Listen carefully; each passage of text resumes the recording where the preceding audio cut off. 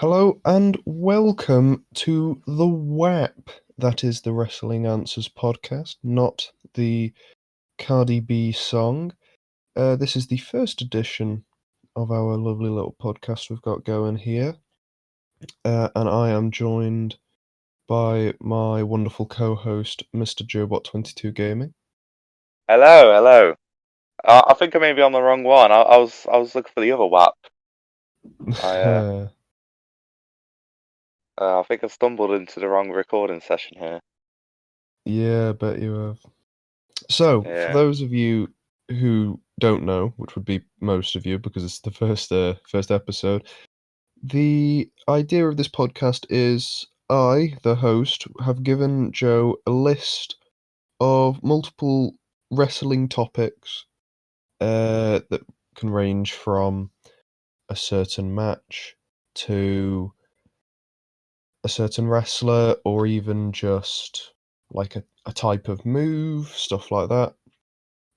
And pretty much he'll give us an opinion.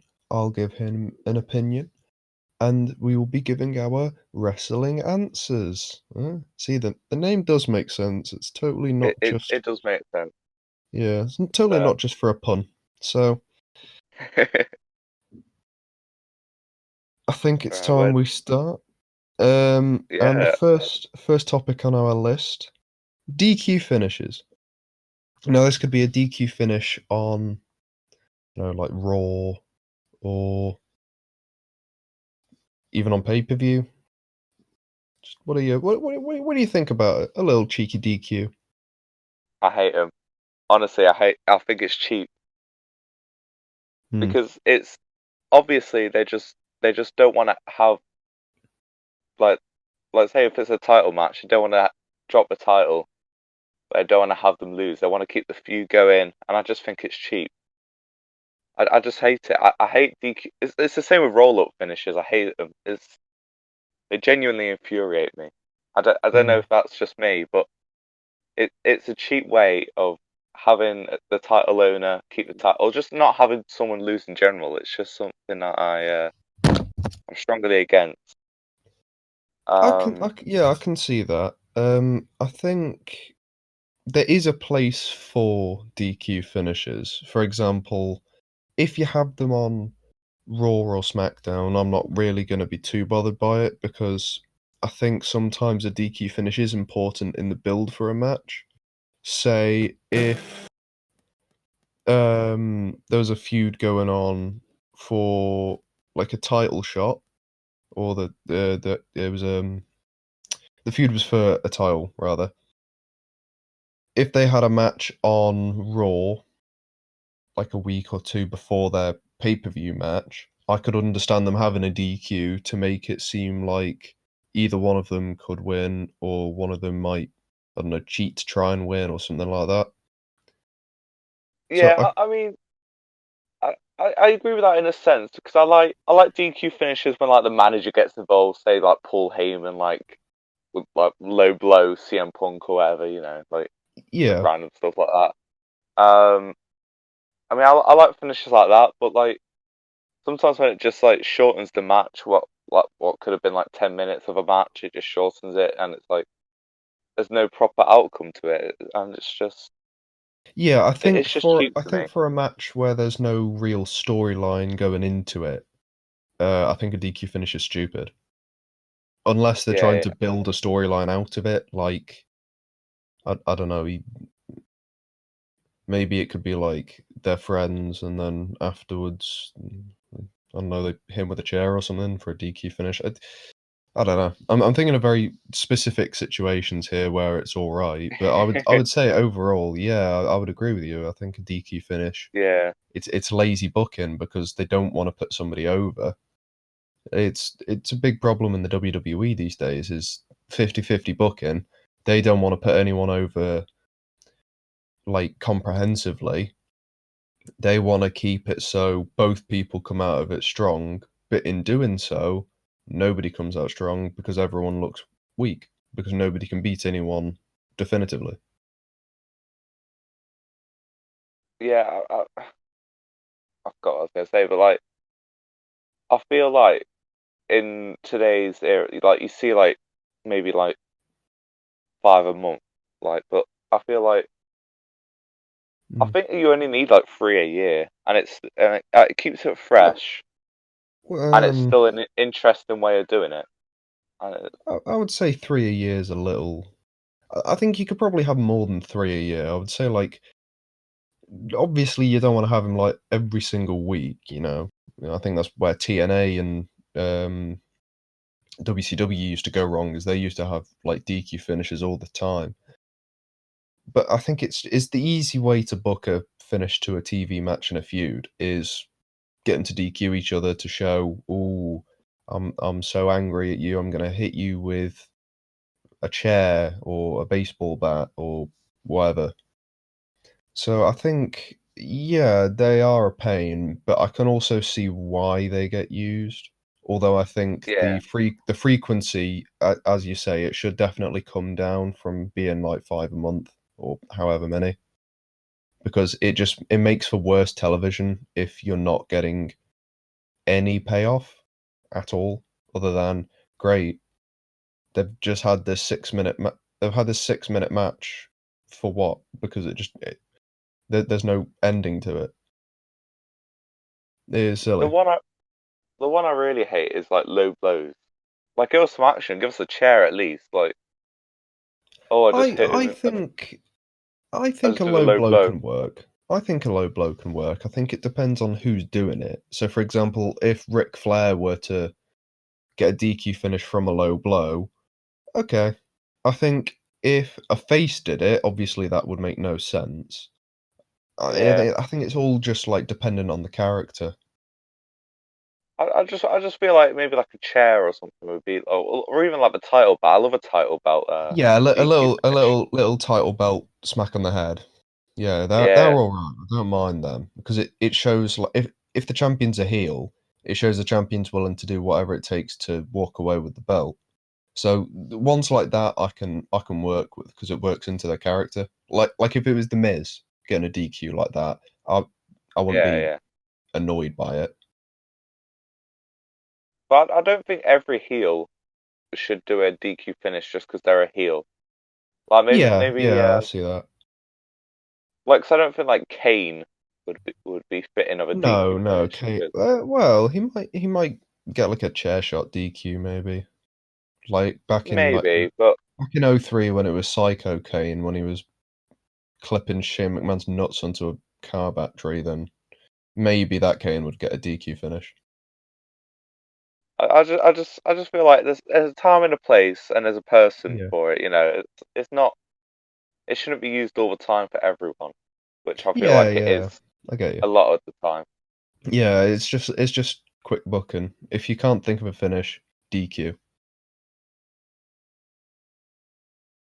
So, all in all, DQ finish is bad. Yeah, bad. I hate him.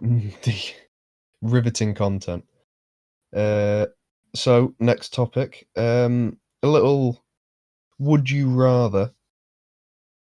Would you rather Okay. have one long title reign, so like Kofi Kingston, his WWE title reign was like, God, 6 months? Or would you rather have Yeah. multiple short title reigns, so, like, your title reign lasts, like, a couple weeks, maybe, like, a month or so each, and then you drop it, and then you win it back not long after?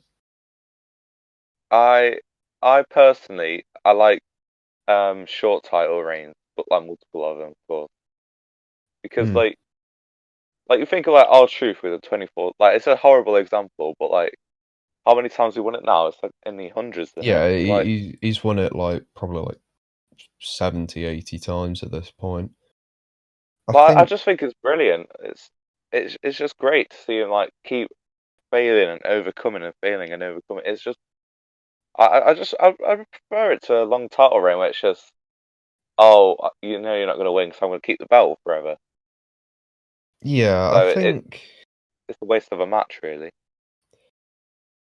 personally, I do like a good long title reign, something like CM Punk or, Kofi with the WWE belt. Obviously, Kofi's reign was a lot shorter than Punk's, but I Yeah. do like a long title reign as long as they're defending it frequently, like Punk was. Because if they defend it frequently, then it shows that they're a very strong champion. Although again, using Punk as an example, he did turn heel and then start like getting DQ finishes Yeah. to retain Yeah. towards the end. But forgetting that, um, I think, however, I would probably have the multiple title reigns because ultimately, in the record books, if you have one long title reign, you'll go down as being a one-time champion, won't you? But if you have multiple Yeah. reigns, so you get like 3 or 4, you go down as a four-time champion. It makes you sound better than you actually are. Because if you had like a long reign for 7 months where you never lost it and then you lose it at the end of that time, but then if there was another one where over that same 7-month period you won the belt 5 times, ultimately the 5 times is going to sound better than the one time. At least when you look at it like numbers wise. Yeah, I agree with that because like you think about the Miz with like the Intercontinental Championship, like Yeah, he's won it like what, 8 times now? I thought, yeah, I think it's like 8. But like you see like Something like that, yeah. Drew McIntyre with it's just like one really long, like it's over Yeah, now, but technically it was 2 actually, because I remember he dropped it to Randy, and then he won it back on Raw. It was well, I don't I think the point of that was just to make him more than a one time, maybe, because it was either to make him more than a one time yeah, or get Randy closer to Cena, because I think Randy's on 14 now. bloody hell. Cena's on 16, yeah. And Cena's, he's semi-retired at this point, so Randy still could catch him. I doubt it, but he could. Well, even that, thinking using Randy as an example, Randy's never had a WWE title reign that lasted more than I think it was like 3 months. Same with Edge. Like Edge is a 11-time world champion. He never held a world championship for more than 2 months. That's so bizarre. Yeah, I think it's I guess back in the early days, like back in like 2010s, they had like a new WWE champion like every month. It was well, unless Cena it had was the belt. bedlam. Oh yeah, Cena was Yeah, if had it Cena had the forever. belt, you knew he was going to hold it for a while.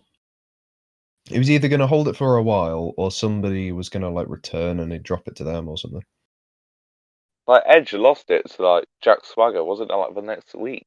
Like Yeah, yeah, he retained it at WrestleMania, and then oh no, I'm thinking of the oh oh no, Edge did beat Edge retained it at WrestleMania 26, and then a couple weeks yeah, later, Swagger comes out on SmackDown and beats him for the belt.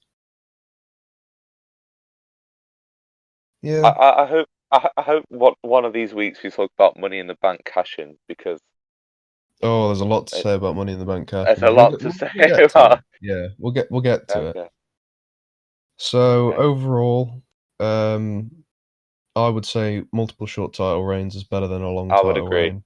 I think Yeah, history would look down better on you if you had the multiple short title reigns than the long one. I'm sure like the fans would be like, "Wow, that was a really nice long title reign," but it sounds a lot better if you've got 5 title reigns rather than one.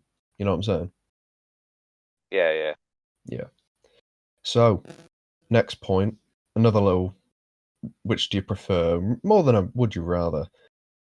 Style or story to a match. So is the example a match with like no build, but it's like a really well worked match?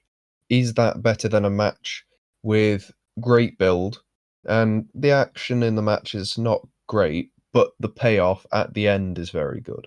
So, for like a good match with no build, something like I don't know, like you know how on NXT takeovers it doesn't really feel like there's a huge amount of build behind some of the matches, stuff like that, Yeah. where like the actual wrestling is really, really, really good, but there's not really a story there to make you feel invested in the match. Would you rather Now, that over a match where you would be invested, but the actual quality of the match isn't great? but then the payoff at the end is still good. I'm a bit in the middle for this because I love a good story. However, I prefer style because like if I was to say like Daniel Bryan versus Drew Gulak Elimination Chamber, the 2020, like that was such an I incredible match, can't even and remember that, man. it had like no build up to it, and there's many examples where it's just well, many of them have Daniel Bryan in. It's just like you don't have to have a good story to have a good match. It's just I Yeah, prefer matches where they show off different moves and they keep it going for a while. Normally, these better matches. It's like obviously you don't want it too long, but I definitely agree with style matches. But I do love a good story match when it's like say Chris Jericho versus Shawn Michaels. oh yeah.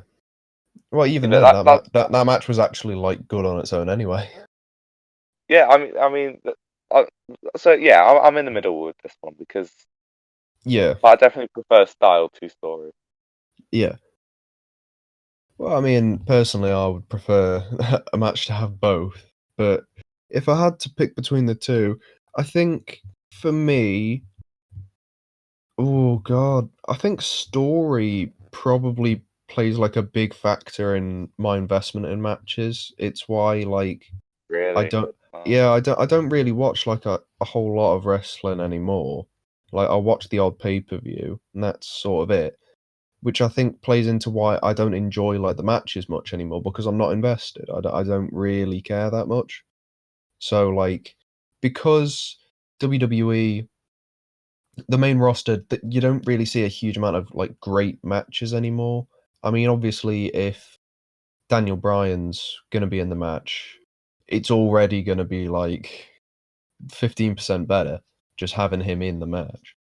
But I can't really think of like a single match from the last 12 months where I could sit down and say that was a really, really good match because of story. yeah. So I I think the lack of good stories going into these matches is affecting how good the matches are. I think there is obviously I'm sure there's probably good like style matches on things like 205 Live and NXT. I haven't watched them. I haven't watched 205 Live in probably like 3 years, but I haven't watched NXT for a while either. The last NXT takeover I watched was one of the ones main evented by Gargano and Cole back when they had their title feud. But I think having style for like a TV match, a style match over a story match, I would probably take because yeah. I'll take that in a you, TV match, but not for yeah, a pay per view. on a pay per view, I would much rather the story be there rather than just here's two random guys. We need to fill time on the pay per view. They'll go out and have a really good match. I would much rather there be a story behind that because obviously, I still enjoy these style matches. Don't get me wrong, but my preference is I prefer a story match. So I'm trying to think of what my favorite match of all time. It's going to sound a bit cliche, but it's Kenny Omega versus Kazuchika Okada from Dominion 2018. It was their title I've not match, seen it, which but yeah, it's like an hour long. It's the wow. title match from Dominion where Kenny Omega finally wins the New Japan belt. And I think that was probably the last New Japan match I watched. No, I watched that Wrestle Kingdom in the January 2019. I watched that, so that was the last New Japan matches I watched was Wrestle Kingdom, whichever one that one was. But anyway, that match had, I think, well, it had a really, really good story behind it. First off, but it also had the actual wrestling quality in it, like the style behind it was probably some of the best I've ever seen. Like I think the best matches are ones that have both. which Yeah. I mean, obviously, because the style and story are the two biggest points that you could have in a wrestling match. You want your story behind it, and you want to have good wrestling. So obviously, having the two, good story, good wrestling, that's going to create a great match. But if I had to pick, typically I'd say story. I feel like I've rambled on a lot there. No, it's great. Yeah, I It's feel like I would rather have more story to a match than just style, because I enjoy just style, but there's only so much just like style match that you could take, I think. I mean, as I say, I'm down in the middle, but yeah, I do prefer the style matches but I think it can be backed by a good story as well that can make it even better, you know.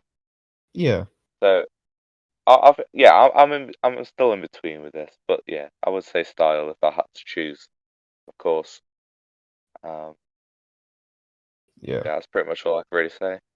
All right, well, we'll move on to our fourth topic of the day. At the halfway mark, folks. Tag teams splitting up as friends rather than having like a proper, like one of them turns heel, the other one stays face, one of those kind of feuds. So Yeah, tag teams just amicably splitting up, like the New Day. The New Day is the best example I can give as of recently. I I th- mean, I don't mind it too much. I think we don't see I it a don't lot. either. I think we don't see it a lot, but when we do, generally, it's all right. I think. I mean, I think. I prefer it. I prefer it to like the well, I'll use like the Shield as an example here. Just like, oh, I hit you with a chair, and now Yeah, splitting we're up no of the longer a Shield. tag team. Well, I mean, But I actually quite like the splitting up of the Shield. I think it was quite well done because many people thought it was going to be Ambrose that turned, but then they flipped the script, didn't they? A yeah, little Sethy Rollins. but I feel like tag teams like not splitting up as friends. It's done like too often where it's Yeah, think of like Enzo and Cass, uh, yeah. Cass turns on him. Miz and Morrison back in like 2000, 2008, 2009. Yeah, around that time. Yeah, trying to think. Otis and Tucker, Heavy Machinery. Oh yeah, but yeah, there's too many. It's overdone. Yeah, there's lots and lots of examples. I think I think it's not like a bad thing because it gives the two something to do after the feud. I mean, obviously, it doesn't give them like a full future, but Yeah, having them split up and then one of them turn heel, one of them stay face, I think it gives them a storyline to use afterwards. So I think it's good yeah. for them rather It gives than them a if jumping off point. yeah. Because I think if they go off as friends, then well, what are they going to do next? Because we don't know unless there's already like a feud already building. Great, now they're just two random members of the roster. Like, Like I feel like times where it's been done really well is like maybe DX well, I think because even then, some of DX. Well, Sean and Hunter, the split up of DX was just Sean had to retire. yeah. The original But split up was, and then DX went from being heels, and then they turned face pretty much the next night, bringing in like X Pac, and it was like DX 2.0 as soon as Sean left. Thinking about the original split up, I think yeah, they did sort of split up as friends. Obviously, when Sean returned, we got that fantastic, if not very very long storyline with Triple H. yeah, but So I I think feel like that they're go always ahead. done well. Yeah, No, yeah, I was just saying I prefer if we had more tag teams splitting up as friends done well. Yeah, I think it's a harder thing to do well than one of them turning heel on the other, because I think giving them it's giving them less of a story, and the whole idea is you want to give them a story, you want to give them something to do, otherwise you wouldn't split them up. So if you're going to split them up, keep them as friends, and then not do anything with that, then there's not really much point in splitting them up, unless it's like a brand split thing, like the New Day was, where Big E goes to one show and Kofi and Xavier go to the other show. Yeah. I think it it would be good. I think, yeah, for like brand split, it works. Like if they're still friends, and then like at brand versus brand shows, they, I don't know, like team up or something. I think that's fine. It's just Yeah. like, I don't know. I feel like if you're gonna have the tag team split up but keep them as friends and then not do anything with them, there's not really much point in splitting them up. Might as well just keep them together. Get what I'm saying? Yeah, I get you. Uh, but yeah, I don't really like. I just don't like tag team splitting up in general. I like seeing everyone as friends. Hmm. I just, yeah. It's like why have them in as a tag team in the first place if you know it's not gonna be like, well, not long term, but like if you're just gonna set up like a heel turn and you might as well just Yeah, set up a heel yeah, turn from yeah, the start. yeah. 'Cause I I think think it is stuff overdone. like that is a bit overdone. I think if it's like an actual like proper tag team, like if I'm trying to think of who's a tag team in WWE at the minute. Oh, The well, I was gonna say the Usos, but I think they have technically. No, they haven't really split up. They've just turned heel and joined up with Reigns, haven't they? there aren't many Oh, tag teams at the minute. who is a tag team?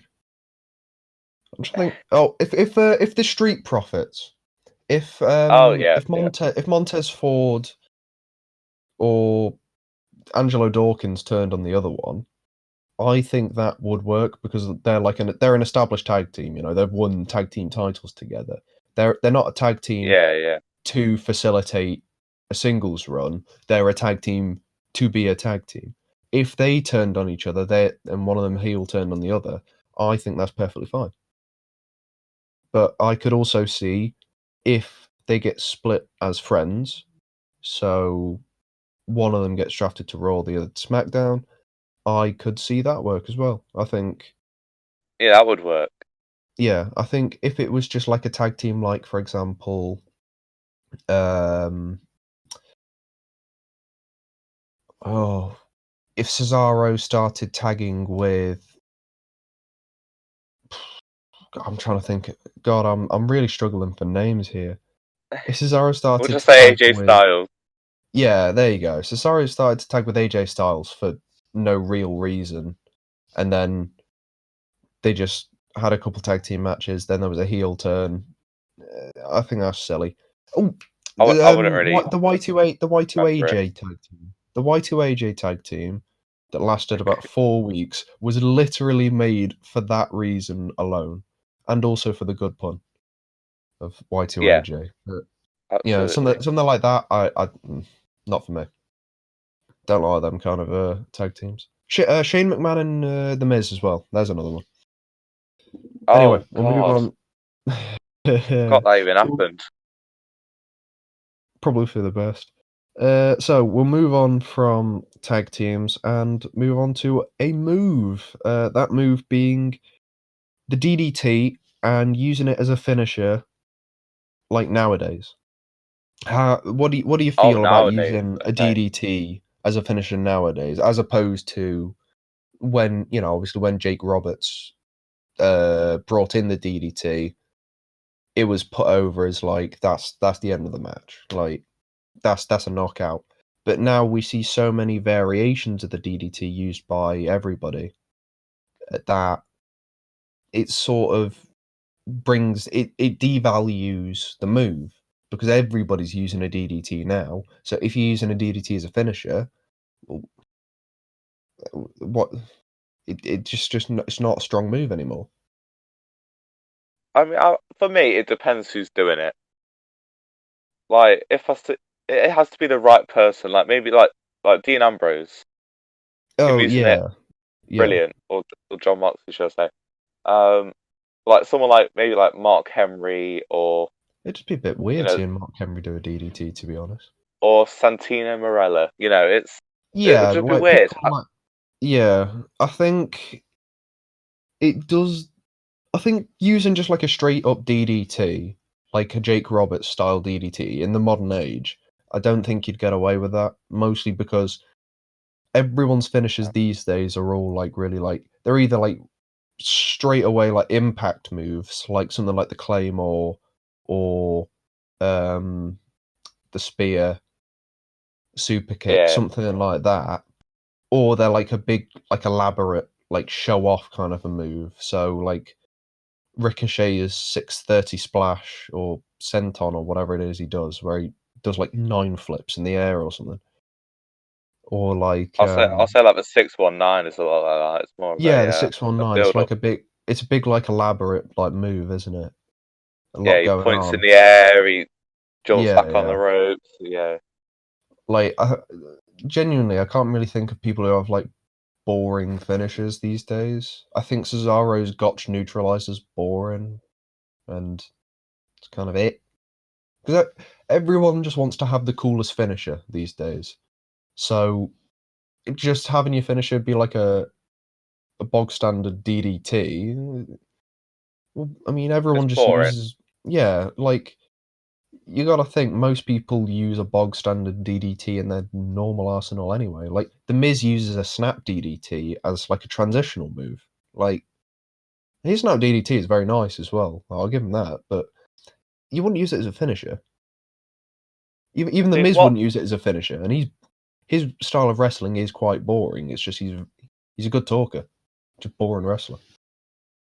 Yeah, true. What I hate about DDT as a finisher is that when someone does one in the match normally, and then they do it as a finisher, it's like why did they knock him out? The other one Yeah, didn't. yeah. So like if their finisher was like I don't know, like a butterfly DDT, like the Dirty Deeds or whatever it's called now. I don't know what it's called now, but um, if their finisher was a Dirty Deeds and then they just did a regular like DDT earlier in the match, well, you've already done your finisher, mate. All you did was forget to hook the arms. Like, why is this slightly different version of your DDT better than the other one?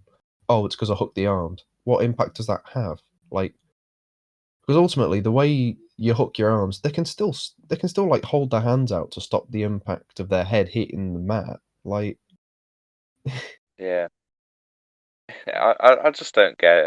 I don't really. yeah, I don't like. I think you can get away with using special DDTs. So like if you did like a DDT where like you lift somebody off the ground, like Randy Orton's you know the DDT he does where he like drapes them across the middle rope. Yeah. I No, think that one's yeah, okay. that 'Cause one I that's like that. unique. Yeah, that's a cool DDT. Congratulations, Randy, you've got a cool DDT. If you were just doing a bog standard Jake Roberts DDT as your finisher in 2021, just get a new finisher. Like, there's so many wrestling moves you could use, and you chose a DDT. You boring bastard. God. Or just make it interesting. Just do it on like maybe like turnbuckles or something. Yeah, like Just not middle of the ring. if you want your finisher to be a DDT, do something special with it. Like, I don't know, like cross their arms, like as you like set them up, do like a straight jacket DDT or something. Lift them up or something. I don't know, like a impaler DDT, like what Edge used to do. Like, I don't know, just do something with it. You can't just use a regular DDT unless your whole gimmick is you're trying to emulate like 80s style wrestling. Then what are you doing? Like even like if you do a DDT and then do like the people's elbow after, it's like Yeah, like The Rock did it. He did his the float over DDT. I think there was a term, there was an actual name for it. I'll just call it a float over. He floats over. Like even he did a DDT, and that was just like a transitional move. Like he would use that coming off the ropes sometimes. Like it. I do feel sorry for the DDT because when Jake Roberts introduced it, it was like that's the end of the match. Soon as you see the DDT come out, that's the end of the match. And like he yeah, wasn't the only person from that era who used the DDT as a finisher because Raven used just like a regular DDT as his finisher for ages. Arn Anderson had a DDT as one of his finishers. Like, like it was a big move back in the day, but I think just the introduction of so many different types of DDTs has made everyone just say, yeah, it's just so bland. It's just such a like a normal move now. Like it's it just is very like fun. it would be like if you had like a regular suplex as your finisher. Like who uses a suplex as a finisher? You know? I mean, like I'm sure there's people who use like tiger suplexes or dragon suplexes. They're fine because they look cool. Just a regular bog standard suplex, no thanks.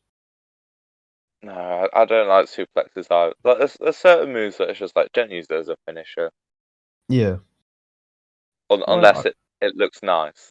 yeah, like I think if you used something like a butterfly suplex as a finisher, okay, because like it's unique-ish. I mean, I think Yeah, Andre the Giant used to use a butterfly suplex, so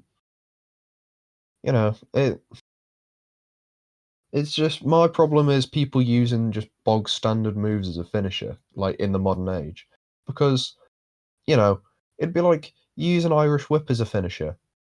What? that would be An Irish Whip hasn't won a match probably since 1952. Like, like when Vern Gagne and oh God, I'm trying to think of somebody else. I don't know. Luthez. When those guys were wrestling back in the like 40s and 50s, I'm sure they probably used Irish whips. And they didn't even finish the yeah. match with them. Like, God. Anyway, that's I think that's enough ranting about the using a DDT as a finisher in the DDT. modern age. DDT as a finisher. DDT. No, DDT more not as a like finish. don't do T. This. Yeah, don't do this because it's bad. So, topic number 6, special attire. So getting, your big shiny coat or whatever special attire you get for a big match, like a WrestleMania match. I like special tires, Yeah, assuming they're done right. Like yeah, I yeah, think at the big four pay-per-views, so like WrestleMania, SummerSlam, Royal Rumble, Survivor Series, um, they're great. yeah. But I don't want them to be overdone. Like the only one I could think of really is like Sasha Banks in like the Eddie Guerrero attire and like the New Day and like the Vegeta Oh costumes. yeah, they came out and they're like saying outfits. Yeah, yeah, Yeah, I'm a sucker for special attires, assuming they're done like you know what I mean, like assuming they're yeah. done They're done sparingly. So correctly. like that. Yeah, correctly. They're done like sparingly. They're not overdone. If you know what I mean.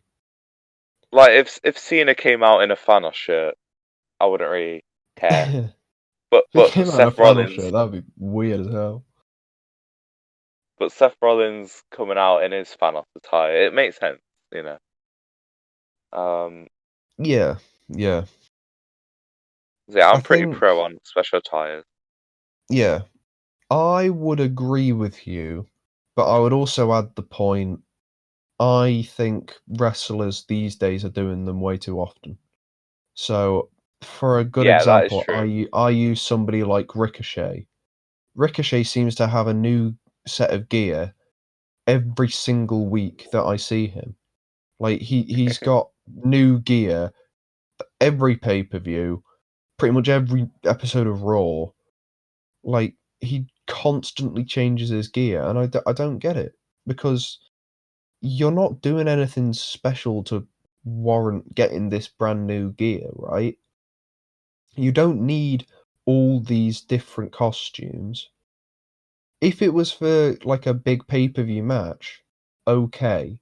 But then he also went and got, I think it was for one of the Saudi Arabia shows, either last year or the year before, he went and got a whole new costume, like done up, just for a six-man tag match on the pre-show. Like, what? It's a six-man tag. You make up 16, 17% of the match. You're not one of the main participants. This isn't like a big storyline thing where you can say, "Oh yeah, this is a big match. Let me get my special outfit out." You've just gone out and got yourself a brand new costume to use it for about a minute and a half of a match. Like, really gets on my nerves. It's like the Oscars at this point. It's like every pay-per-view is like, oh, who are you wearing? Oh, I'm wearing Iron Man. Who are you wearing? Oh, I'm paying homage to Rey Mysterio. It's like, Yeah, it's like, why are you yeah, we doing get a it, themed right? attire? Yeah, you know, it'd be like if you were on the pre-show. If you were on the pre-show of something like Backlash, you wouldn't get a new attire, would you? No, no. No, I wouldn't either.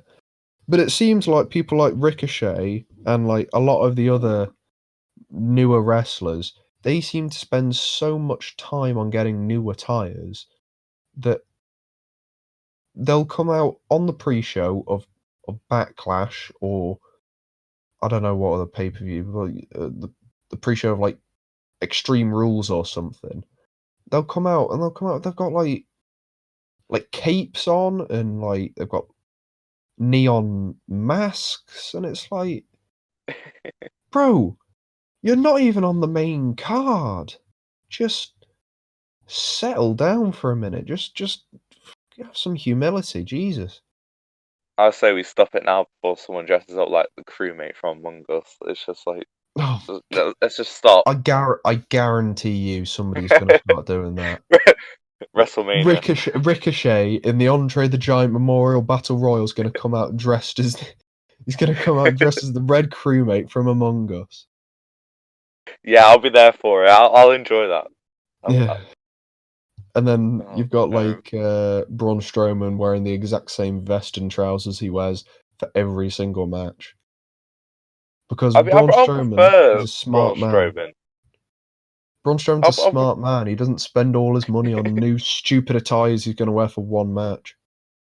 yeah, I prefer him not changing to like a different attire every match. 'Cause it makes him look Yeah. unique. Like you don't see anyone else in like I a think black. it's a character thing. I think it's a character thing personally for like constantly changing your attire. I think Maybe. it's it, it always seems to be the flippy ones. That's all I'll say. Yeah, like It's Rey sound a Mysterio bit like and Jim Cornette, but it's always the ones who weigh under 200 pounds. That's all I'll say. yeah, it's like your Rey Mysterio, your Kofi Kingston's, your Yeah. Well, like I can understand Rey John Mysterio. Morrison's. Yeah, I can understand Rey Mysterio doing it because obviously Rey Mysterio, his whole gimmick is he's got all these different like masks. You know, like his Yeah, like yeah. his Titantron video is flicking through all his masks. So that, like Rey Mysterio having all these masks, yeah, okay, fair enough. I can work with Yeah, that. yeah. But Ricochet, mate, just settle down, mate. Give over. Getting We on my have to nerves. tweet at Ricochet. Stop changing your outfit. Yeah, fucking Ricochet, stop it, mate. You're wasting your money. You're not wearing your masks when you go into house party. He's going to house parties. He's not wearing his mask. He's friends with paedophiles. God, he's just the worst. He's the worst. Get him out. Kick him out. Send him to TNA. Vote him off. Job him out. Job him out. Job him out to Otis. Do it. Do it, WWE. I dare you. When the Ricochet is stuff. God. Anyway, move on from just ranting about Ricochet. Oh, I Stupid really want to gear. see a crewmate outfit now. I'm It's expecting going it to now. happen. I guarantee. Well, I mean, if Kenny Omega's going to come out dressed as Sans, I'm sure somebody's going to come out dressed as a crewmate. Oh god, I really want to see it. I don't know if I do, because the second I see it, I'll probably just collapse to the floor and die. It's gonna happen at Mania. It I is. really I'm hope telling so. you, Ricochet in the Andre the Giant Memorial Battle Royal. He's just gonna. He's gonna change his entrance theme to the remix of the Among Us theme. Gonna come on like It's gonna be dun, it's gonna be dun, dun, dun, like dun, that or dun, like dun. Baby Yoda or just some Oh, stupid thing or God. Grogu or Or like he'll come out in his stupid Nightwing onesie again. oh g- Do you see that gear? Like it was like a full body like latex suit he wore with like Nightwing patterning. He lost the match in 7 minutes that he wore it in. It was like a pay-per-view match against AJ Styles. He lost in 7 minutes. I've not seen it, but I'm gonna have a look after this. It's such a stupid I attire. got you carry on. I'm searching it all now. Hang on. God, it looked awful. So dumb, man. I'm trying to think who's actually got good special attire Oh other my than Rey god, Mysterio. Yeah, see, you're seeing it now. It that is is a sight. weird. It's like a full body latex suit, isn't it? It's like he's wearing like a morph suit and he's cut the head off it. It doesn't look comfortable. No, no. Oh, I think Why the haven't they only made a people. figure of it? Well, they make figures of every attire, pretty much. Like WWE makes so many figures, it's ridiculous. And people like Zack Ryder and Kurt Hawkins, they buy the entire stock of them. They do. Oh my god, he's got an All Might costume. I'm just looking at different Yeah, that's Ricochet that's attires that's the now. one from the tag match. Like he got like an All Might costume just to just to job out in a tag match. I've just searched Ricochet Right. attire now. I'm just gonna have a scroll. You carry on. Right. I think Aleister Black is somebody who has decent special attire. I think like his entrance gear with his big spiky coats, I quite like them.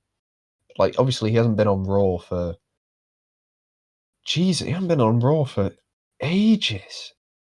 I just realised he's just disappeared. I think Yeah, everyone's I've not trying. seen it in a while. I don't know what it What's is. Like happened to him? he's just disappeared completely. It's so strange. I'm trying to No, think I'm of who not else is. sure. The Demon Finn Balor, of course. Okay. We Oh almost went an yeah, entire thing without talking about the Demon.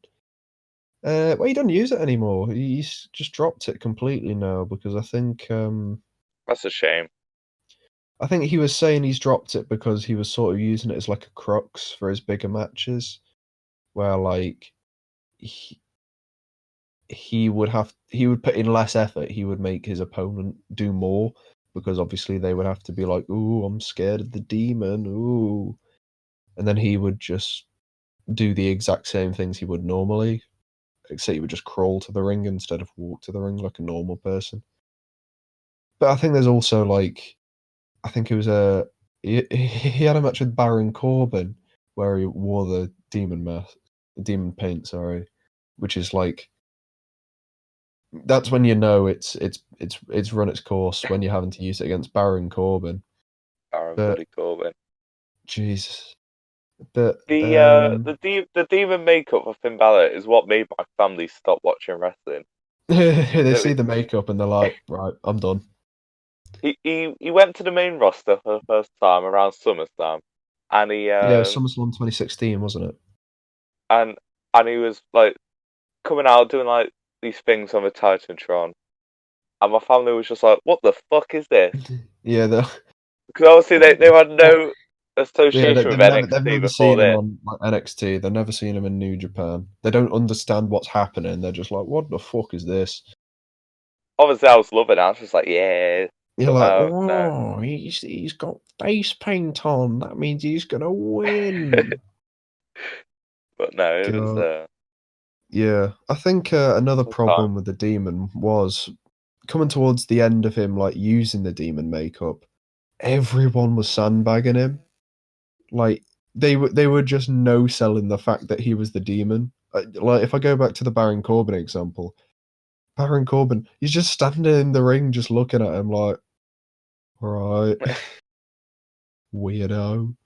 Like, That'll be the Fiend after a while. That'll be. yeah, I think it probably will. I think having the Fiend appear like less has definitely helped him. Like having him have like barely any TV matches definitely helps his character because Finn Balor was having these matches every single week. You know, he's having matches on TV every single week, and then only pay-per-views is he coming out in his stupid face paint. It just feels like a bit silly. Whereas Bray Wyatt, he just disappears off television for however long, and then like he'll come back and everyone will be like, "Ooh, it's Bray Wyatt." Ooh. He's been doing the Fiend thing or the Firefly Funhouse for so long now. Yeah, it was like after WrestleMania 35. Yeah, He it's been a he started while. it. Yeah, yeah, yeah. Well, because obviously he had that I'll say in parentheses match with Cena last year at Mania. I'm just trying to Oh, think what a brilliant match! what he'll do at Mania this year. Because like the only thing I can think of is match with Orton. Yeah, But it's been setting it up.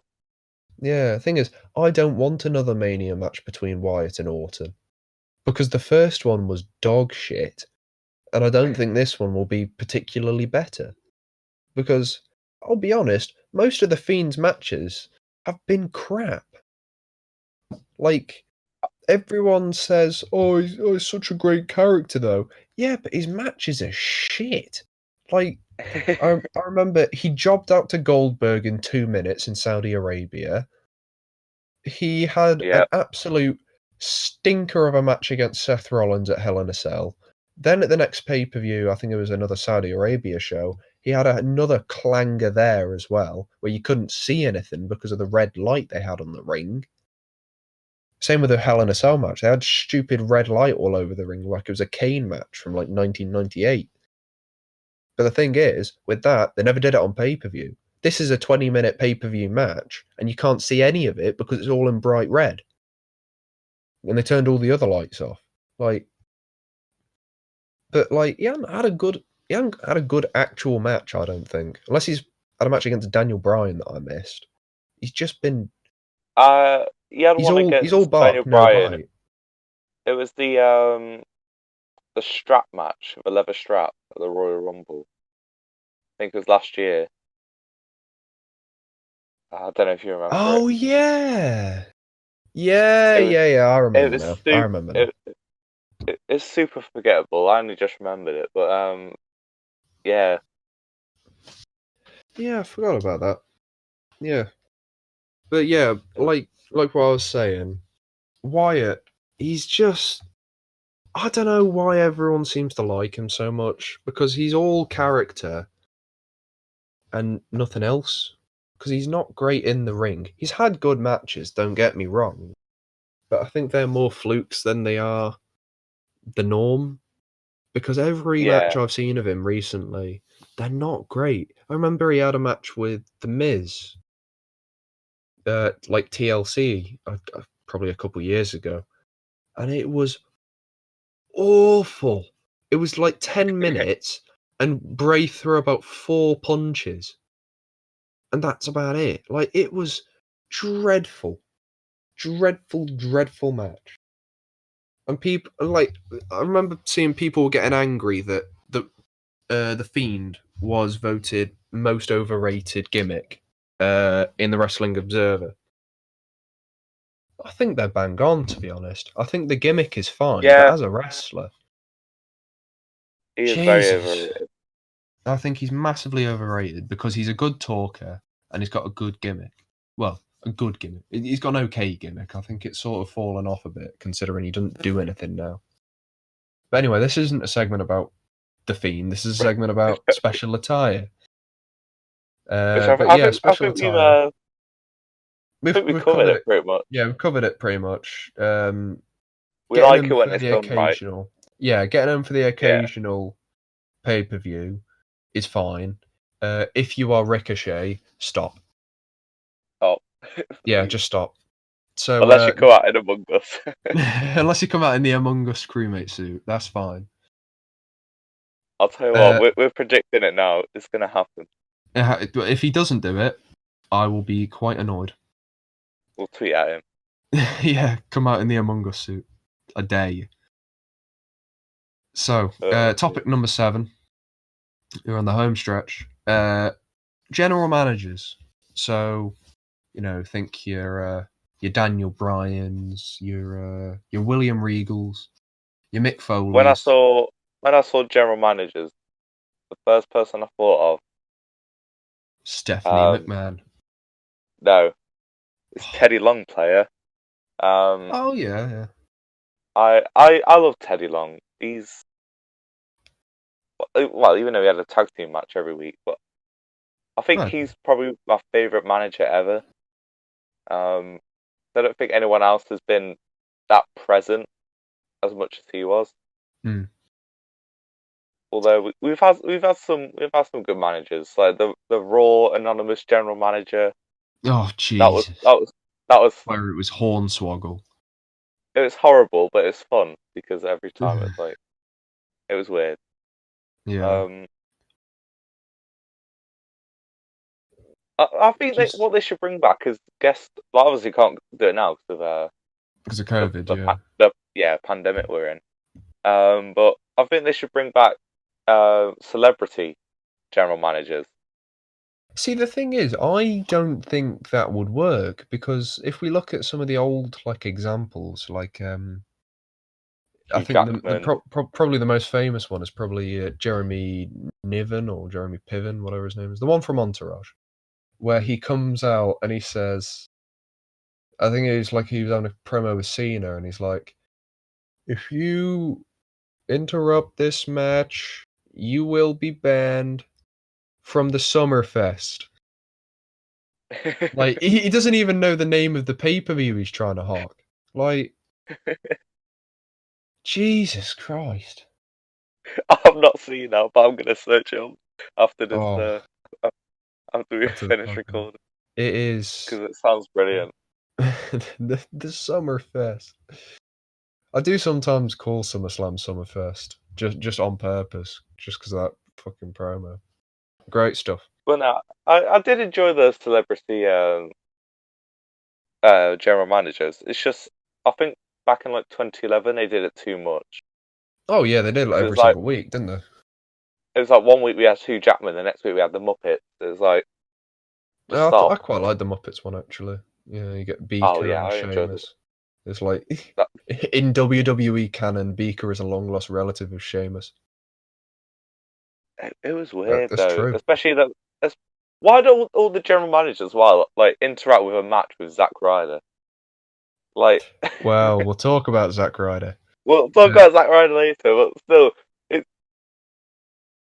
they always did. Like Hugh Jackman punched Dolph Ziggler. The Muppets I think it's because gave him Zack Ryder at the time was very over. This would be 2010, 2011 time. This would have been the time where he'd got over with what was it, Long Island Ice Z, I think it was called. His YouTube show. Z Long Island Ice Z. Yeah, whatever it was called. I used to watch that religiously. He got over with that, and so I think they just said, you know what, stick the celebrities with him because people like him, therefore they'll like the celebrities. So Yeah, pretty much. But no, let's get back to the point of general managers in general. Pun not intended. Um, who do you think did well as a general manager? Because like I'd say memorable would be like Vicky Guerrero. Who am I thinking of? Bishop? No, not Bishop. Oh, what's his name? You know who I'm on about. Page, Um, Page. Yeah, Page, yeah, Bischoff. Bischoff. Yeah, there you go, Eric Bischoff. Yeah, yeah. Not Page, yeah, Bishop. That's fucking X-Men. Um, yeah.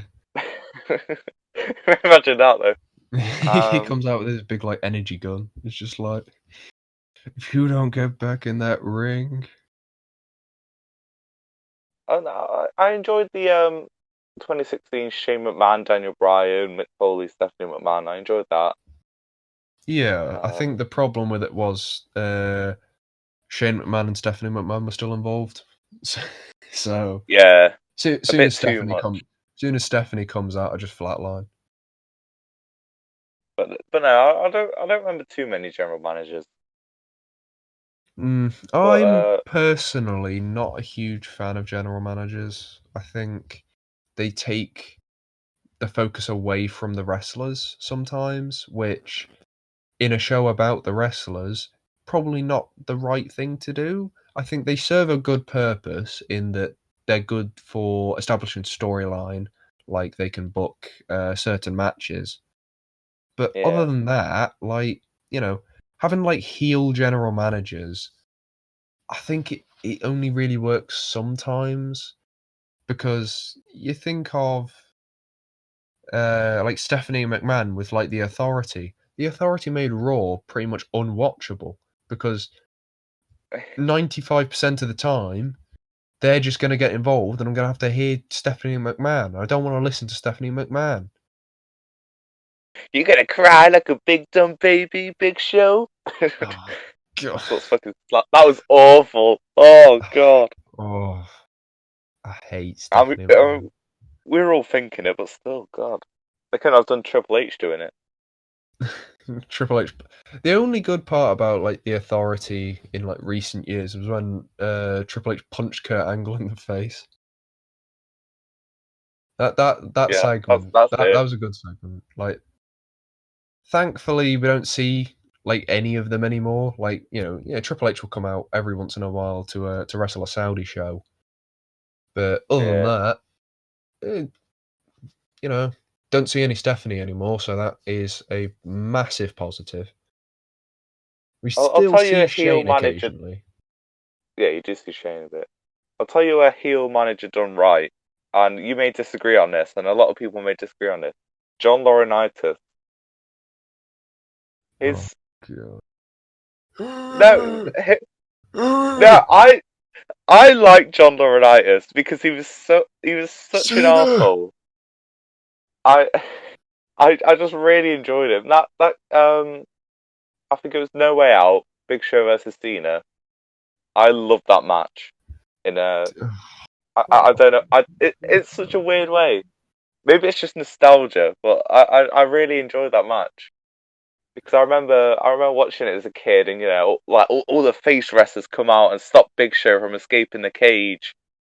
Santino Marella god. climbing up the cage and fighting the Big Show, and at the end, like John Laurinaitis obviously gets fired. But I really enjoyed John Laurinaitis. I don't have a bad word to say about him. He was annoying, sure, but still.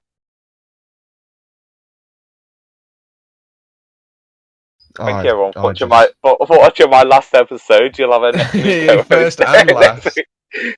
First and last episode. Oh god. I'll be like you just. No, I, I really didn't like John Laurinaitis. I think he was a that's fair. A lot of pain. people didn't. I think People Power was dumb. I think his voice was Yeah, dumb. the red scooter was very dumb. God, he just annoyed me. Like, he even just hearing him talk just pissed me off. He'd come out and be like, John Cena, you're gonna have to wrestle the Big Show. And it's like, oh, mate, just fucking give it a rest. You're ready to Stop fight smoking Lord for one Tensai! day. Oh, Jesus. Well, we Early all remember when 2010s Raw was dog. It was.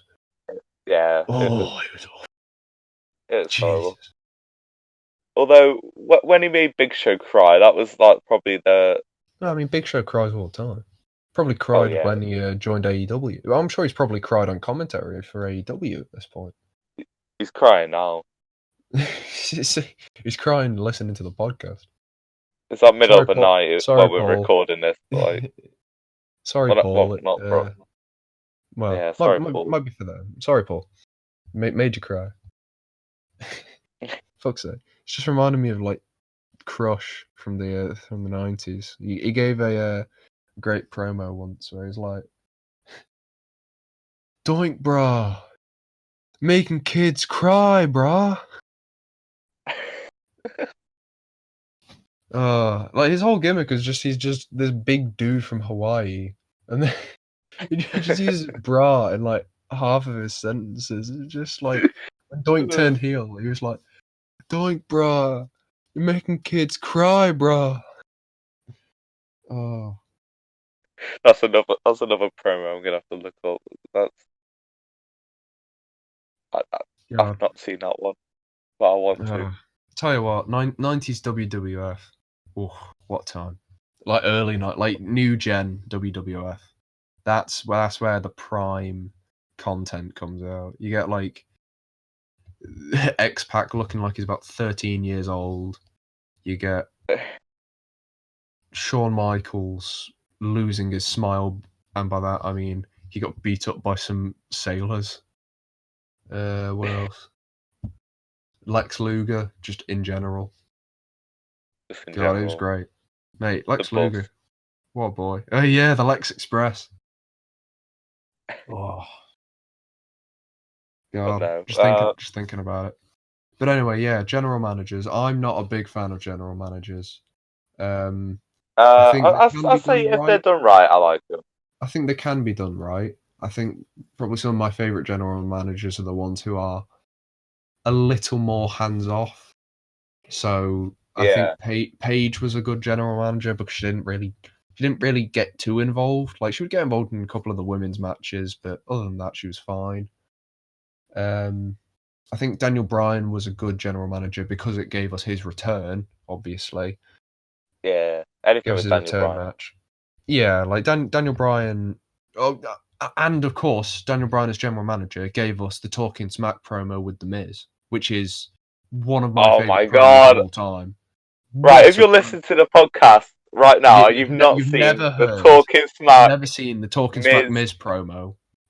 Go and watch it. Oh my god! Pause this. Go and watch it right now because that is one of the best promos of all time. It is so good. Like not even like an ironically go watch good it one. and come back because Like it's it is insanely good. It's so like Jesus Christ, the amount of like passion that man has in that promo. Ooh. Oh, I love it. He's a go-to general manager just for giving us that promo. Don't you walk away from me, Daniel. God. It's so good. Oh, what a time. Anyway, right, should we managers, move on to the... Yeah, we'll move on to our final topic of today. We did say we were going to talk about him a little earlier. It's Mr. Woo Woo Woo. You know it. Zackington Ryder.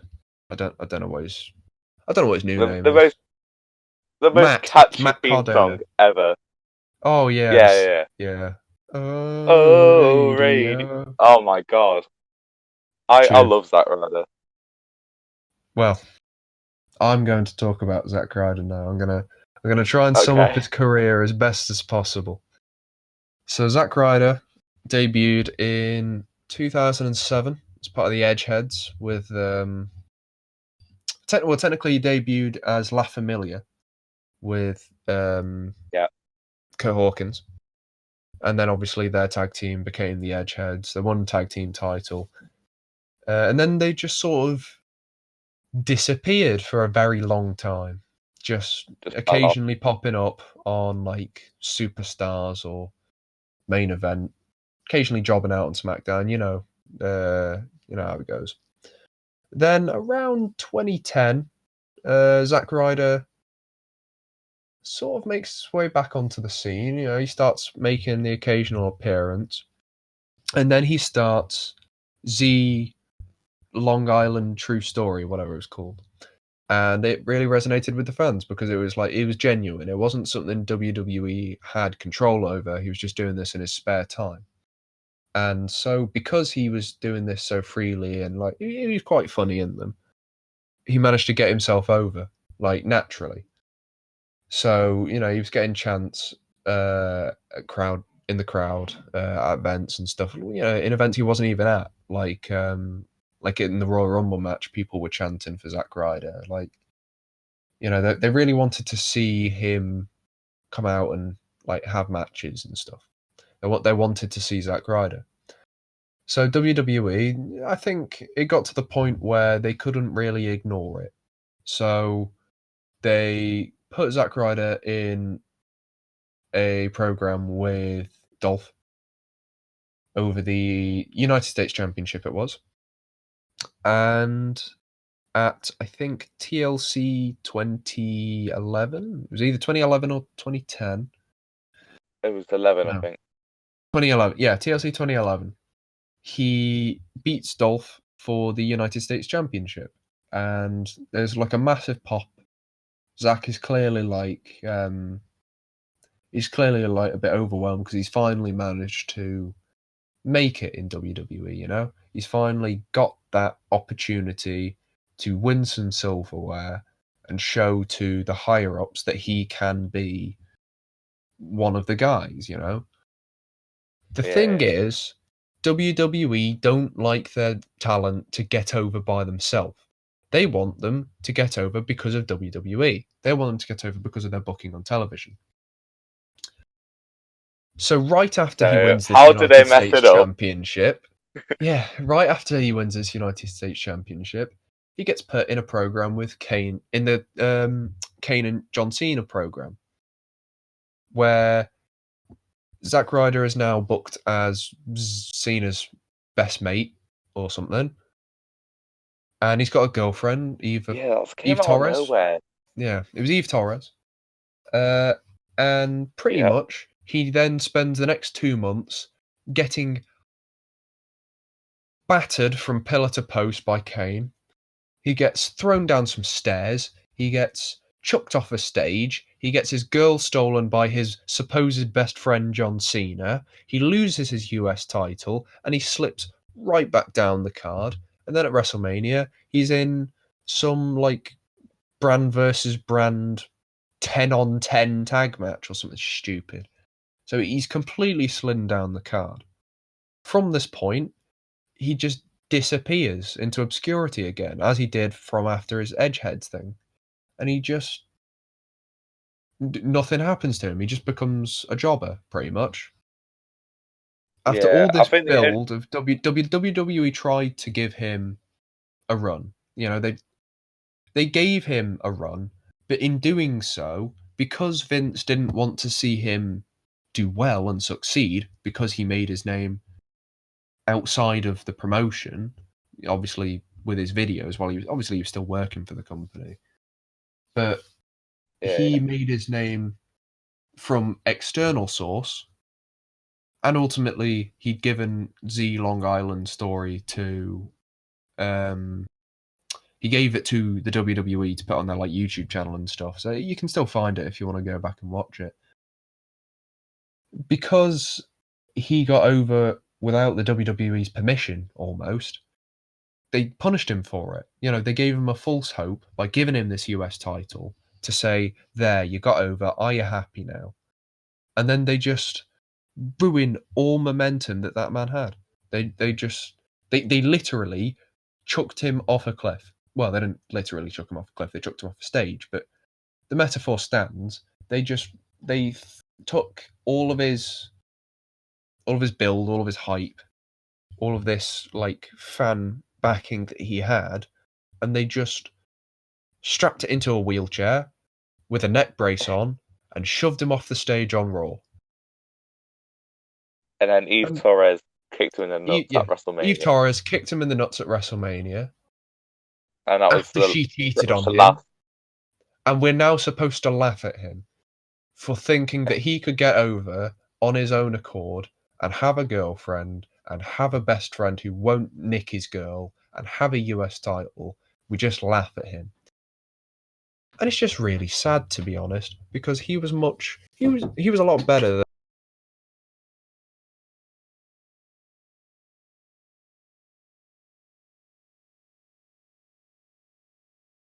I guess I'll continue on.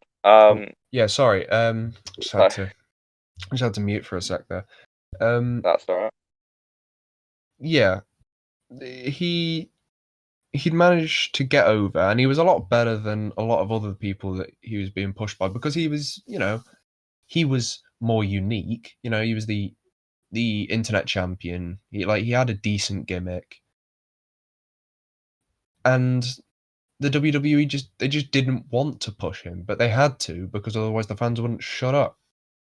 So they pushed him, and then they pushed him right back down the card. Yeah. I think the only other moment where he got any recognition was when he won the Intercontinental Championship. It was 4 years later. At WrestleMania. What was it? WrestleMania and still, 32. WrestleMania 32. He won the IC Championship because he wasn't even supposed to be in the match originally. It was supposed to be Neville. But Neville got injured a couple weeks before in a match with Chris Jericho, I believe. So Neville's out of the match. Neville wasn't actually supposed to win the match. It was actually supposed to be The Miz that wins the match. But they put Zack Ryder in, and I can't remember. I have read something about this, but I remember somebody backstage said, "Here's an idea. Why don't we just surprise everyone by putting it on the guy who's least likely to win?" And so they gave the belt to Zack Ryder. But then the next night on Raw, Zack Ryder loses the belt to The Miz. Because that was their entire intention, was surprise everyone by giving the belt to the guy who they least expect, and then the next night give it to the guy that everyone expected. And then he just sort of disappeared. I think he had a US title match with Rusev later in that year, because the IC title match, it did sort of elevate him a bit further up the card. Like, I remember he had a tag team with Dolph Ziggler, and I think they challenged for the tag belts at one point. And then obviously you got that US title match with Rusev. But then coming into 2017 with the draft, WWE draft, he just, again, slid down the card. And to be fair, when they brought Mojo Rawley up, they actually were getting a push. They were getting a push for the tag titles. They didn't win them, but I think just the fact that he was actually winning a couple matches, it helped elevate him, because it gave him something to do in the tag team with Mojo, because the SmackDown tag division sort of needed it at the time. They had to bring back the Headbangers for their tag tournament to crown the champions, and the champions ended up being Heath Slater and Rhino. So it really says a lot about the state of the tag division when your first champions are a jobber and a former ECW guy who is about 4'7". He's got arms the size of cheese strings. Oh my God. But no, just coming back to the point you said about Neville being injured to Chris Jericho, can we just talk about another clip you should watch? Is the Chris Jericho yelling at the ref. He's hurt. Yeah, he's hurt, and like Charles Robinson doesn't seem to understand that he's not working him. Like he's in shoot saying he's absolute, like his ankle's just shattered. Like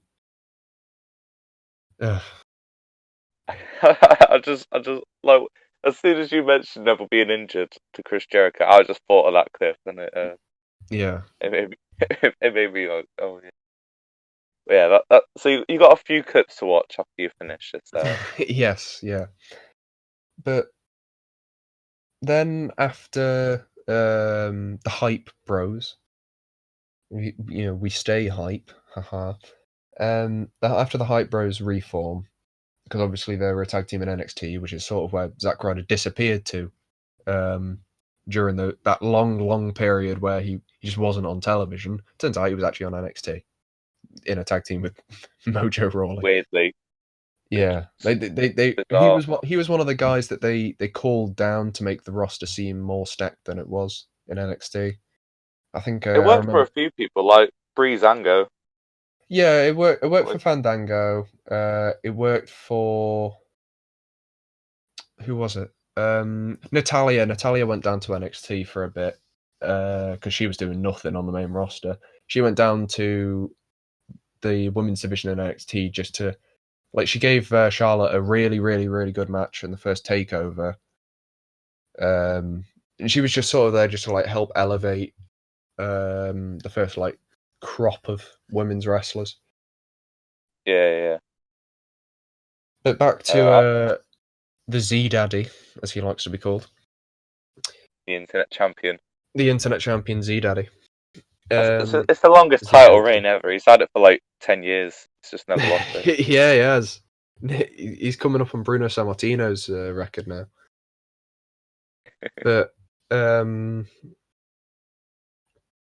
after he split up from Mojo, they had a little feud.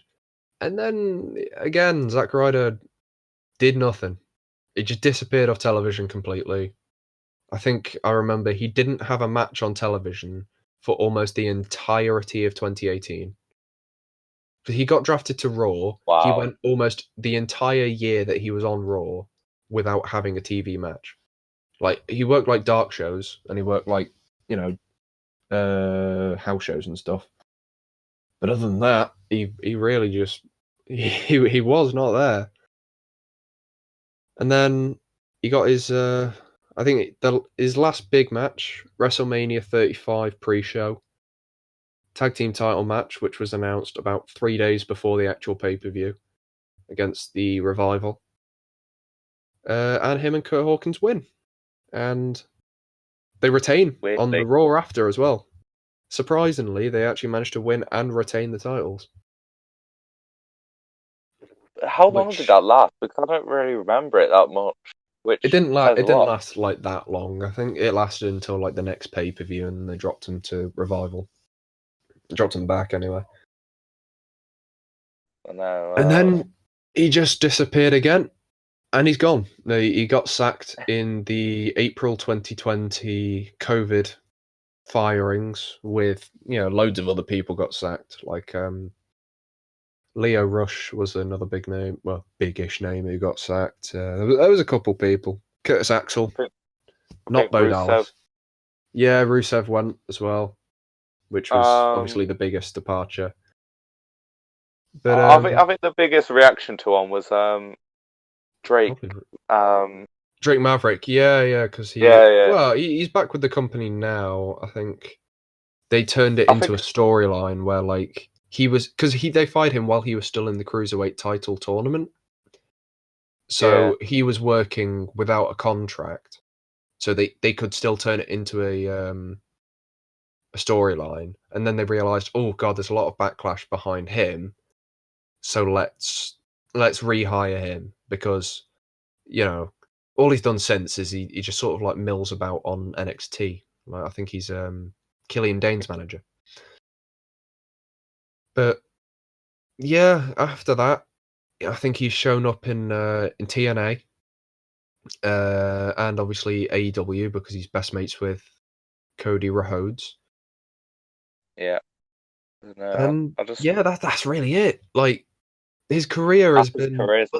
other than that that purple patch where he was massively over. He's Yeah. done nothing. He won a US, not a US. He won an Intercontinental title just because the writers thought, ooh, cheeky little surprise. And he won the tag titles because they needed to end Kurt Hawkins' losing streak gimmick because, well, I don't know why they needed to. They could have just kept it going, but, whatever. But yeah, he's had a Zack Ryder, like, he's had a he's pretty sort sad of, career. yeah, it's sad thinking about his career because he's not a bad wrestler. He's not a great wrestler. Like, I wouldn't say he's like, like a top 5 kind of guy. Like, I don't think he ever really had it to be like a big main eventer. I think even he would say that. I don't think he had the presence of self. I think his mic skills were okay, but like even then, there were guys lower down the card who were better on the mic than him. Like him himself on the mic wasn't great. He was just like naturally quite charismatic because Yeah, obviously, and like he endeared himself to the fans quite early on, so he was always sort of like a cult favorite kind of guy. But he just never really managed to get over like fully after that, and the higher ups never clearly had any faith in him, so they just let him rot in NXT and like the lower card. it's just like Damien Mizdow. It's just Yeah, well, even then, Sandow, people thought as soon as he got released, people thought he was going to be like the next like big guy on the Indies. He yeah. wasn't. Didn't He didn't he go appeared to in the TNA. didn't he go to the What Culture one? What's it called? WCPW, yeah, yeah. Yeah. He had like a mini feud with Adam Blampier. That was It weird. was dumb as fuck. Like I remember he was on TNA for about a year. He appeared on WCPW, and I think he might have actually just retired from wrestling completely at this point. I don't blame him. Like you can't go No, any I don't lower either. than bloody Then jobbing out to Adam WCPW. Blampier. Can't do any Exactly. worse than that. But yeah, But Zack Ryder. that's all to It's say just a about Zack shame, isn't Ryder. it? There's, It is a shame. unfortunately, there's I not a really lot liked to him, say other than talk about like what he's done in his career. Because which is mostly failures because yeah, he never really got going. I think he was a decent worker and a decent talker, but because he was only decent at both, management never really saw a huge amount in him, and he thought I should be higher up the card than I am. And he managed to get up the card a couple times, but he never really had the staying power to maintain that. And now no. now he's not like he's best mates with Cody, and he still can't get a proper gig in AEW. Like, I think that really says it all. But yeah, Have Zack him on Ryder, commentary. Just yeah, do that. that That might would as well. work. It would, yeah. But yeah, Zack And Ryder, he more like Zack Failure. Oh, I yeah, will say though, we Zack enjoyed you. Ryder, yeah, Zack Ryder is a very, very lucky man. I will say that. Have you seen his fiance? No, I'm not. He's a lucky man. Is Mr. Zack Ryder. So that's it. That's it. That's all That's everything. that's our wrestling answers. That's our we finished the WAP. The what? Le WAP has arrived. Macaroni in a pot. Yep, Um, that. Ricochet in Um, an attire. That's a what? Ricochet in his lycra suits. Zack Ryder being shit, and the DDT is a crap finisher. Like, that's really all you need to take John away from it. Laurinaitis in a. John Laurinaitis telling Big Show he's a crybaby as well. Anyway, thank you guys for listening. This is the Yeah. obvious inaugural inaugural inaugural Jesus inaugural episode of WAP. Look forward to more in the future. It's been great talking with you, Joe, as Yeah, always. same view. And It's great. yeah, See you guys in a bit. Next week, Bye. we'll probably have another episode. Goodbye. Bye.